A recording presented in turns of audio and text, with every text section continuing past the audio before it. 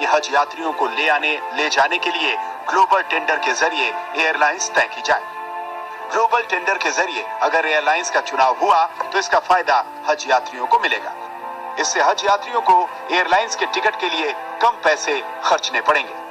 Supreme court के 5 साल पुराने इस आदेश पर अब सरकार कार्रवाई करने की बात कर रही है। सरकार धीरे धीरे ही सही हज सब्सिडी की रकम घटा रही है। ओवैसी साहब और तमाम देश के तमाम लोगों ने इस चीज का स्वागत किया है। मैं उनको भी शुक्रिया अदा करना चाहता हूं और उनके सुझाव का भी हम शुक्रिया अदा करना चाहते हैं। हम उनके सुझाव और उनके कई और भी संगठन है, कई और लोग हैं, उनके भी सुझाव हैं। हम उस सुझाव पर सकारात्मक दिशा में बढ़ रहे हैं। हमने एक कमेटी बनाई है और वो कमेटी जो है वो सब्सिडी पर जो है वो सब्सिडी खत्म हो। लेकिन समस्या ये है कि आम मुसलमान नहीं जानता कि हज पर सब्सिडी उसके मजहब के खिलाफ है।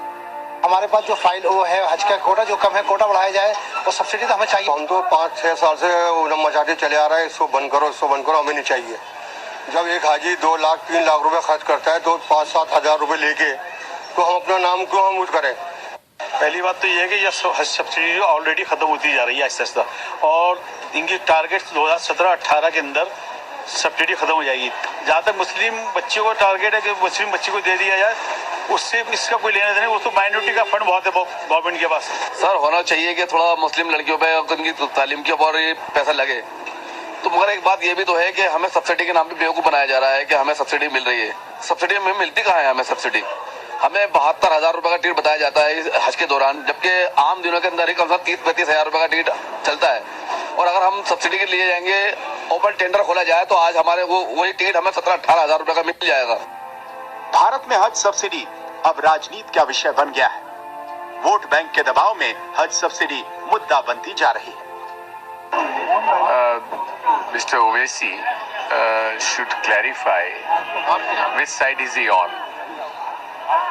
Hajj subsidy is for the benefit of all those who cannot afford to go to Hajj on their own expenses. At the same time, one does not have to do away with Hajj subsidy to give it to Muslim girl child education. There's enough money in the budget, central budget and the state budget to give more money, more funds for the education of Muslim girl child. So why you have to cut one to the other? Give to both.